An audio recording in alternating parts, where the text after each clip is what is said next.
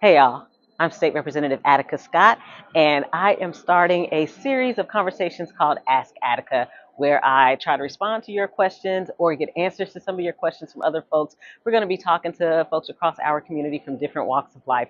Today, I'm going to be joined by Director Jerry Collins of the Louisville Metro Department of Corrections, known to most of us as the jail. Thank you for tuning in live, and for those of you who will be watching the recording afterwards. All right, y'all. Welcome to Ask Attica, a series of conversations where I'm talking to folks from different walks of life across Louisville. I'm going to try to answer your questions, get answers to your questions, and we're also going to monitor the chat for any questions that you might have for our guests. Today, our guest is Director Jerry Collins of the Louisville Metro Department of Corrections. Most of us probably know it as the jail. Welcome, Director Collins. Thank you. Thank you for having me. Of course. And as always, we're at the Goodwill Opportunity Center, so sometimes we'll pause if there's a lot of background happening, but this is community, so here we are. So, Director Collins, for folks who may be tuning in for the first time to an interview with you, can you share what a day like is for you as Director of Louisville Metro Department of Corrections? Yeah, we probably don't have enough time to go into everything, Okay. but obviously it's a large operation. So one of the first things we do, or my team does, is review any incidents from the previous 24 hours. So we go over those, see if there's any ways to improve on that. And then obviously through the day, I have a lot of stuff going on. But one of the things that, I pride myself on, I pride my team on, is we try to get a little bit better every day. So a lot of us examine the processes, how we can get better. We deal with a lot of things from the courts, to folks on home incarceration, to all the things that go on in the jail medically, with mental health, with any processes that we can do better. Okay, great. Thank you. So I want to get right to it. Okay. The number of deaths inside the jail since 2021 has been staggering. I believe it's been 21 deaths since our coalition that you're aware of Yeah. has been tracking deaths or monitoring them. What have been some of the main causes of these deaths, and what changes have been made inside LMDC to bring deaths down to zero if possible? Okay. That's a low or kind of loaded question, but a big question. Yes. So I'm going to change the goalpost a little bit on you Okay.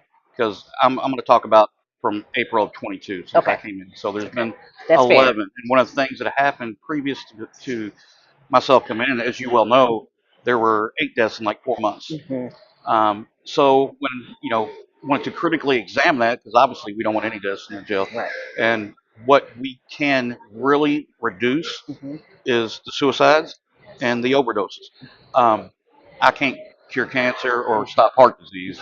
Folks, you know, are going to die just like they do, on the streets. What we do is probably not have to wait to say. Well, what we do is we really want to give more health care to folks for that type of thing. Yes.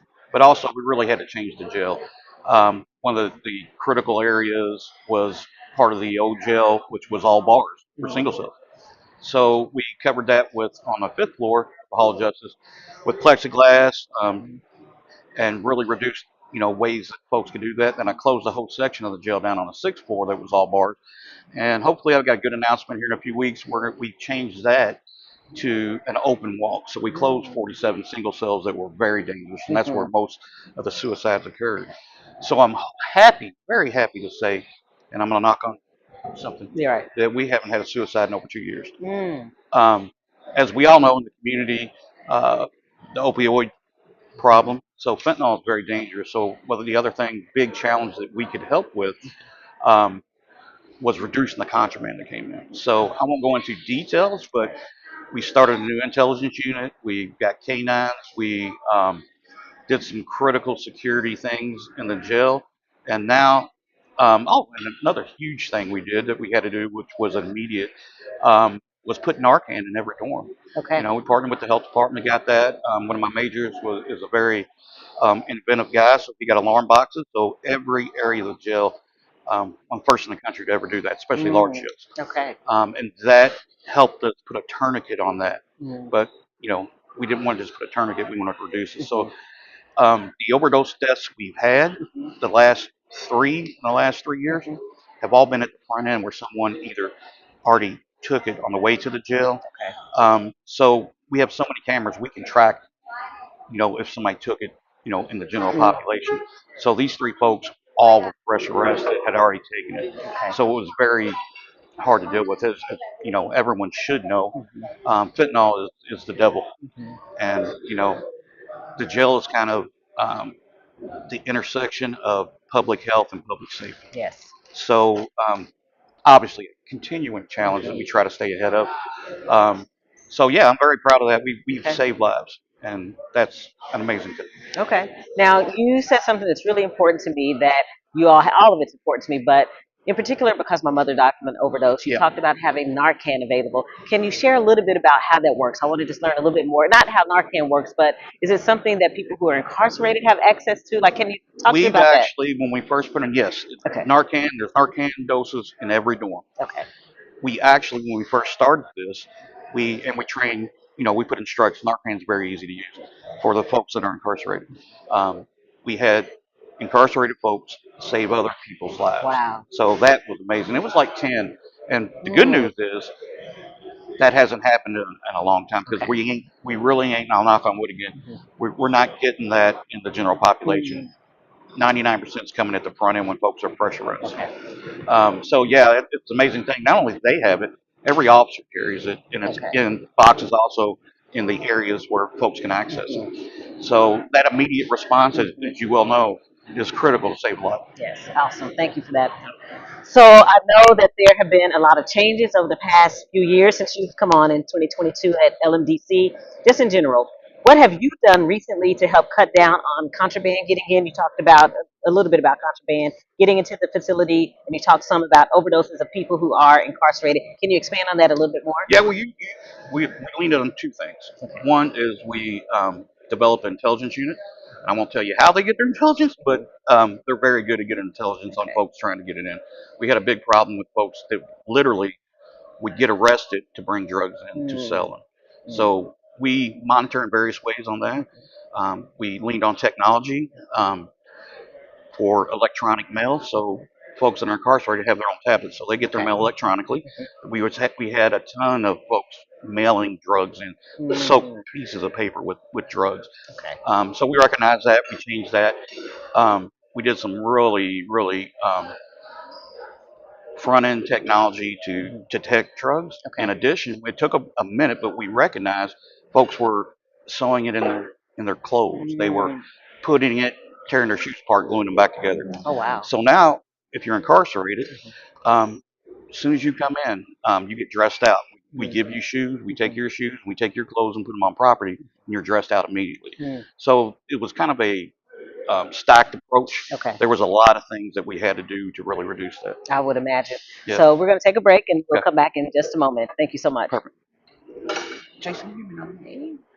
How are you, Through beautiful? every note, every performance, the arts connect us. The arts connect us through joy and through awe, bridging cultures and generations. From intimate theaters to the grandest stages, the arts bring us together, reminding us that we're never truly alone. When we experience the arts, we experience each other. Kentucky Performing Arts. The arts connect us. All right, welcome back, y'all. We're here again with Director Collins of LMDC, Louisville Metro Department of Corrections. So, Director Collins, you mentioned technology. Yep. So, I know that you have some technology to respond quickly when folks are in distress. What is the technology, if you can share that with us, and can you share a little bit about how it works? Yeah, man, I'm so excited. We've been working on this for a year to install this, and April 4th we finally got it installed. We have 100, our most dangerous areas are folks that are in single cells by themselves. So what we did, we partnered with a company, and this technology has been around a while. It's radar technology that's used in like nursing homes. Okay. So it's called vital monitoring. So in every single cell, 153 single cells right now, and we're going to add 50 more. You have this technology that's in a corrections grade box that use radar technology to detect people's vitals. So our medical staff set the vitals. So if it goes too high or too low, there's an audio and visual alarm, or if it drops completely out. Okay. Why that makes such a difference is we do checks on folks, obviously, but I could do my 30-minute check and check on you, and then walk to continue my checks, and right after I leave, something could happen. This allows us to respond immediately. Okay. And that's in control rooms on every floor and in the medical station also. Hmm. So it will have a visual and an audio alarm saying, hey, something ain't right in this cell. Okay. You mentioned the medical station. Yep. Can you talk a little bit about that? I'm curious about the medical station. How does that work? Like, what do Well, they do? when I say that, we have the largest medical staff in the state in a jail, Hmm. and we paid for that. But I wanted that, so we had the central medical station is on the medical floor, and that's Okay. where the nurses come, and then they go to different floors. So we Hmm. have medical stations on Hall of Justice also, but the main medical station, that's what I'm referring to. That's where the hub of medical is and Okay. where they work out of, and they have a monitor also. They can monitor all the cells. Okay. All right. Thank you. Yep. Every now and then you're going to say something that's going to spark And another I question. apologize because It's okay. I say some jargon sometimes too. So Yeah. just let me know if I say an acronym or something. Okay. All right. No problem. So I work full time at Forward Justice Yeah. Action Network, FGN, and we are part of the LMDC Community Stakeholders Group. Yes. And you have made it a priority to meet with our group on a quarterly basis, if Yeah. not more, actually, and you respond when we have issues of concern. Why is this level of accountability important to you? It's man. I'll just give you an example. We met Tuesday for our quarterly, and the topic was medical, how people were assessed coming in. So the group, we've evolved to this now. The group actually had done research for best practice nationally. So we came in and we examined that, and we had our medical there, and we actually exceeded what the national Okay. standard is. Mhm. But the beautiful part about that is them conversations where, hey, I can, Narcan early on, we had those conversations and really led to, some out of the box thinking on what we was doing. So having those relationships and really putting out the truth and not having blind spots for the community, as you know, in there, folks have questions or someone will say something that's not true or it might be true. We learn from it if it is true. If it's not true, we can address that. Yes. And that's a force multiplier for the community to see what's going on in the jail. That's right. Not I want to address folks who are reviewing and say that one of the things that's important to me about Director Collins meeting with us on a quarterly basis, responding to our issues and concerns, is that you don't see that often in people who are in these kind of positions, and it makes a difference. And the meetings aren't all, and you can attest to this, Director Collins. The meetings aren't always where we go in and it's kumbaya. Sometimes we go in and we're like, okay, so this is what we've heard. Like you said, is Yep. it true? Is it not? Sometimes they can be tense, and that's okay. That's what community is about, and we work through that. So I just want folks to know that I'm appreciative from my perspective working at FGN, and I know that our stakeholders group has been appreciative of that as well. And I just call to action for our other leaders who are in similar positions. Work with community because this is what this is about, to make sure that we get information out to folks who are navigating Goodwill, for example, about what's happening in the jail. So just wanted to share that with folks who Yeah, and I tuned just in. want to, if I can add on to Yes, that, please. one of the things I like to say, and it's the reason it's so beautiful to meet with folks, it's not about confrontation, it's about conversation. Yes, So, that's absolutely right. So I get asked a lot about phone calls. yeah, Phone calls are a big deal. yeah. So phone calls with people who are incarcerated. What is the current phone call policy, and how much do those calls cost, and who pays for those calls? Well, one of the things we really want to do because phone calls, what having that connection to the community that helps mental health, that helps families. So one of the things we changed was every person that's incarcerated gets 2 free 20-minute calls a day. Okay. After that, it's 6 cents a call because it's very expensive. Now, as far as privilege calls, and when I say that, I mean to attorneys, that's all completely free and text. So we wanted to make it a priority to have folks that were not as fortunate, or their families were not as fortunate to have money. And you won't see this in any jail, in jail in this state. And anyway, Okay. I'm telling you, we want to make sure they had the opportunity to connect with their family or loved ones. Okay. So, Thank you for that. yep. So I'm going to ask if we can take a quick break. I only have a couple more questions for Okay. you, Director Collins. Yep. And actually, I want to ask you to think about any questions I may not have asked you that you want to make sure to share information around. Absolutely, Okay. absolutely. All right. Thank you. We'll be right back. Welcome to Skills for Life, located at 204 East Jacob Street. She's holding on. Here at Skills for Life, we offer services 6 months to 12-year-olds. Tell me what this is. This is the what?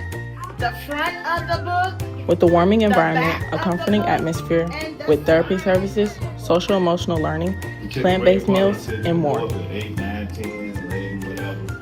parents can look forward to having their children in a safe environment. Join us at Skills for Life. We have a plant-based diet that we serve, meals that we serve to our children, and they can expect that their children are safe and loved. And for more information, call us at 502-822-3975.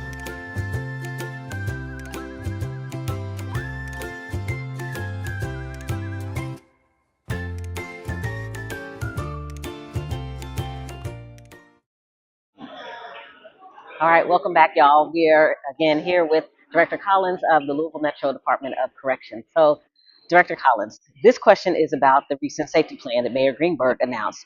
What is the role of LMDC as it relates to that safety plan? Yeah, a lot of folks don't think about the jail as a role in in public safety, but actually it is a huge role, and I'm proud of that. Our big role is recognizing folks on the front end that have problems with mental health or substance use disorder, which is a huge one, Yes. and really the time they are in there, getting them connected and having a reentry plan for them back to the community. Well, the big one's is substance use disorder. So we have a medically assisted treatment program. So folks come in that are on Suboxone on the streets, or that we continue that. We currently have about 100 that are doing that. We also have folks that obviously that kind of ties hand in hand a lot of times with a dual diagnosis of mental health. So we've partnered with the community, multiple community partners, to have reentry specialists, getting folks to beds, getting folks to continuity of care on their substance use disorder.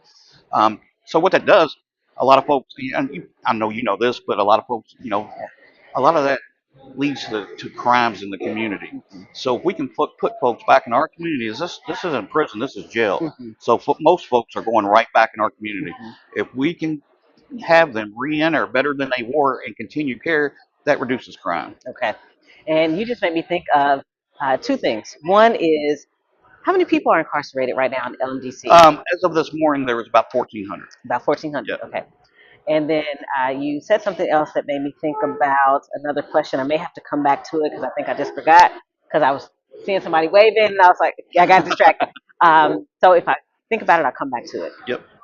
So we, the public, would like to see LMDC standard operating procedures. Yep.